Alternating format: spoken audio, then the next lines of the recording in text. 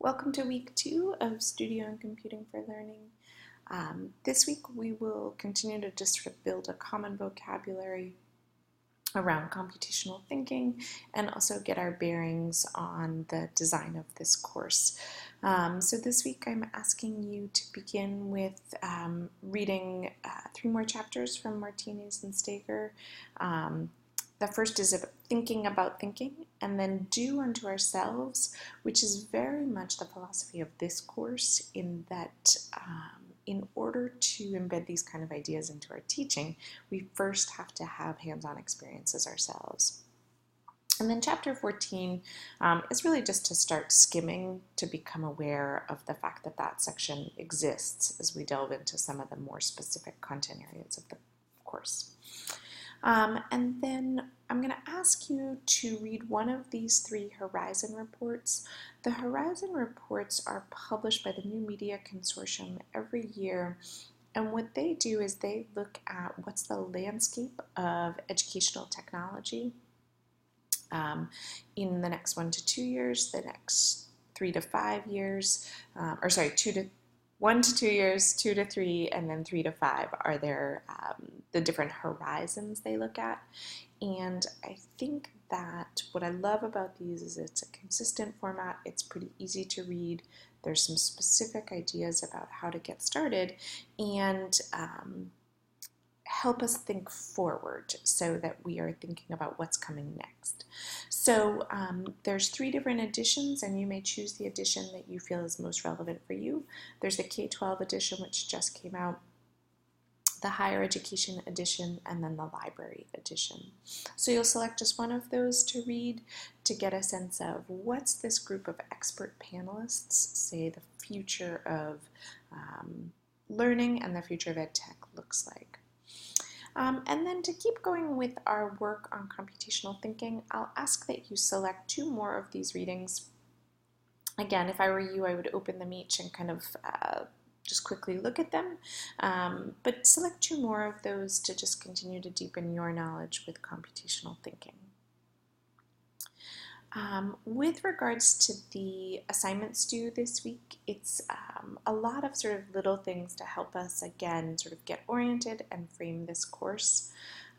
So first, I want to make sure that you watch the overview of the guest speaker assignment video, and for that, if you haven't found it, it is here on the side, and the overview is here, and then you can see the various guest speakers there. So make sure you watch that.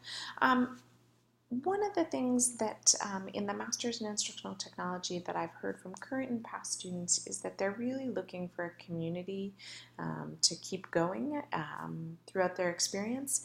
And as such, folks were really interested in a Facebook group. I literally am launching it right now.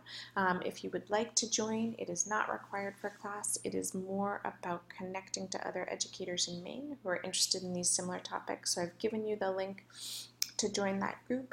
When you do join it, you'll notice that, like some of our speakers I have for this class, I've made into events to invite people that are beyond just our class if they want to join.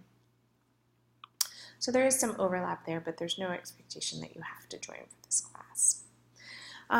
So for this week, what I'm asking you to do is I have a pre-assessment about what's your background knowledge in these topics. So if you'll complete that, it will automatically send an email to you with a copy of your responses so that you can use that to reflect throughout the course. And then I am hoping you will help me build a shared calendar of events that are related to making in education. These can be classes, these can be drop-in hours, these can be places to rent 3D printers, and I've given you all access with your @maine.edu to this shared EdTech 207 calendar. You'll see that I've started to add some events to it, and what I'm asking you to do is to find 2 other things that are interesting to you. It does not mean it's a commitment that you are going to them, but again, it's a way to enhance our knowledge of what are the different things that are happening around the state and beyond. If you are not located in Maine, you absolutely should do things that are local to your space. And when you add an event, you will tell us what the title is, you'll tell us what the time is, tell us the location, and then if you want to, you can give us a brief description or a URL link to where you found more information about the event.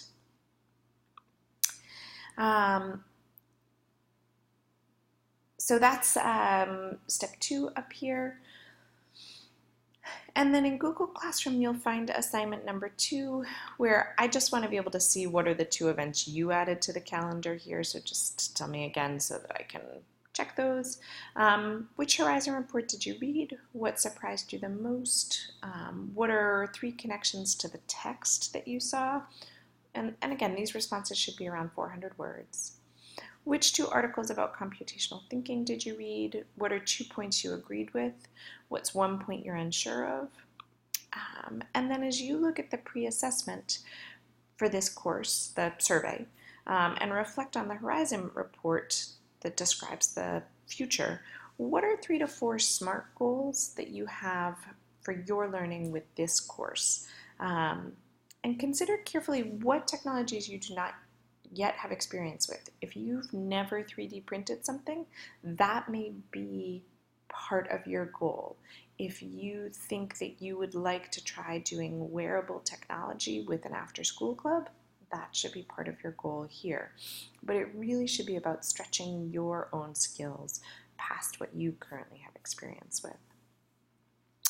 And then finally, on the work links document, which is this document, almost all of you have had class with me before, so you have a blog already set up for your graduate work. And with that, I'm asking you to just put a link next to your name. Make sure that you're on the correct tab down here on the link to blog. If you have switched that in a subsequent class since you've had me, or if you want to start a new one, you are absolutely welcome to do so, but we will be publishing our work throughout the course to a blog or a website. So would just like to get the links here. If you don't yet have a blog, I've given you a bunch of options and some examples that you can start with setting up your blog. And then the other thing on the work links document is just for the guest speaker, what I'd like to know is which of these that you hope to attend. And remember, attend can mean that you join synchronously or asynchronously watching the video. So find your name, and then you have to attend at least 3 of them. And then write in if you plan to, like I definitely will be on Dan's call, and I imagine he will be there as well. If you're going to be there synchronously, please just fill in the word synchronous. If you're going to be there asynchronously, then just fill it in that way so that I know not to be looking for you that day. This is a living document, so certainly if your plans change, you can always update it. But I'm really excited about the expertise that these folks will bring in on specific topics for the class.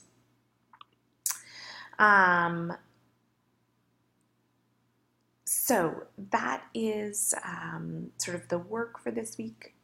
Once we get this next week behind us, we will then sort of launch into the various technologies that we're going to explore, and you'll launch into creating your maker journal, which will be the big assignment kind of that goes throughout this class, and I'll talk more about that next week.